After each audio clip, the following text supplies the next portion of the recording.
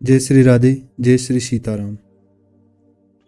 भक्ति भक्ति भगवंत गुरु चतुर नाम बपुएक, इनके पद बंदन किए नासत विघ्न अनेक।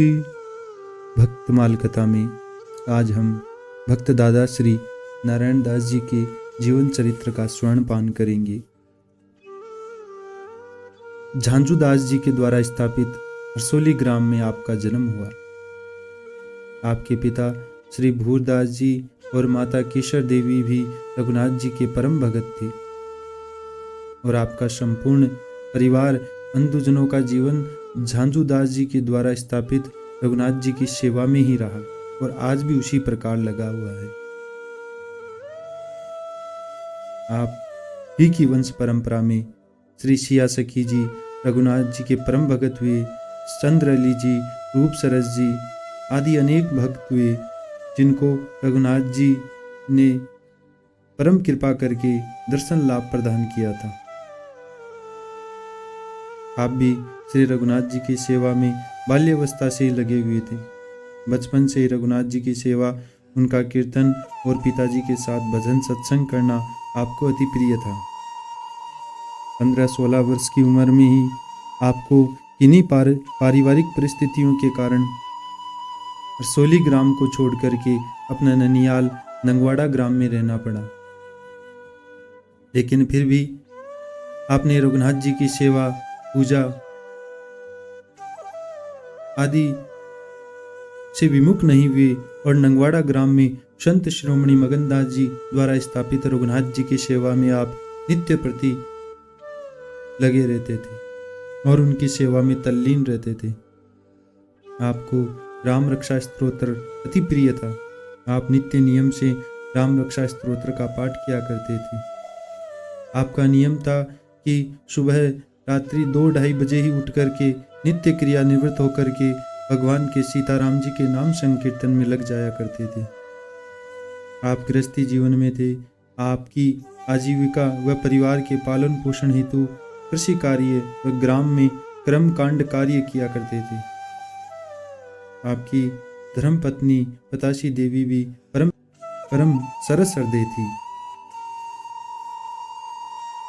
ग्राम नंगवाड़ा में आप रघुनाथ जी की सेवा के साथ साथ भगवान शिव की सेवा में भी तल्लीन रहते थे। इसी प्रेरणा व आपके आशीर्वाद से आप ही के सुपुत्र भगवान दास जी ने ग्रामजनों के सहयोग से शिव मंदिर का निर्माण करवाया था। कुछ ही समय तक आप जयपुर में छोटी चौपड़ में स्थित श्री सीताराम जी के मंदिर में भी रघुनाथ जी की सेवा का अवसर आपको प्राप्त हुआ था। बाद में आप वापस नंगवाड़ा ग्राम में आ गए और हरसोली ग्राम में रघुनाथ जी की लीलाओं व उत्सवों में आप नित्य नियम से जाया करते थे। विजयादशमी आदि छठी महोत्सव में आप बड़े प्रेम से जाते और वहां पर प्रभु की भक्ति में तल्लीन हो जाते थे। अंतिम समय की बात है, आपके पुत्र का विवाह था।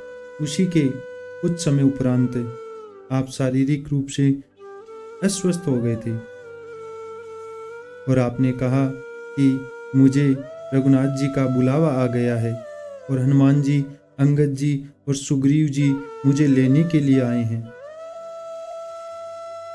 ये बुलावा विवाह के पूर्व में ही था, लेकिन पुत्र के विवाह में कोई विघ्न न आए, इसीलिए मैंने प्रभु से प्रार्थना की और प्रभु ने उस प्रार्थना को स्वीकार किया और मुझे कुछ दिन के लिए और समय दे दिया। और आपके कहे अनुसार ही आप ही के घर में उसी समय अंगद जी, हनुमान जी और सुग्रीव जी वानर रूप में पधारे और आप ही के घर में एक पीपल के वृक्ष के ऊपर आकर विराजमान हो गई। उसी दिन संध्या के समय आपने अपनी पुत्र वधू शारदा से कीचड़ बना करके लाने को कहा और कीचड़ आने के बाद मानसिक रूप से आपने रघुनाथ जी को अर्पण किया और उसी प्रसाद को प्राप्त करके रघुनाथ जी से प्रार्थना करने लग गए। जिस प्रकार तुलसी बाबा ने प्रार्थना की, उसी प्रकार आपने मूषम दीनन दीनहित तुम समान रघुवीर, अस विचारी रघुवंश मणि, हरम विषंभव पीर। इस प्रकार की प्रार्थना आपने भगवान से की और कुछ समय उपरांत आप हमेशा के लिए रघुनाथ जी की नित्य लीला में प्रवेश कर गए। और उसी समय आपके घर में पधारे हुए वानर रूप में हनुमान जी, सुग्रीव जी और अंगद जी भी चले गए थे। आप ही की कृपा व आप ही के आशीर्वाद से आज भी आपके घर में रघुनाथ जी की सेवा, पूजा, श्री रामचरितमानस का पाठ व संकीर्तन हुआ करता है। आपके श्री चरणों में कोटि कोटि नमन करते हुए आप सभी के हृदयस्थ प्रभु को प्रणाम करते हुए आज के इस चरित्र को यहीं विश्राम देते हैं। जय श्री राधे, जय श्री सीताराम।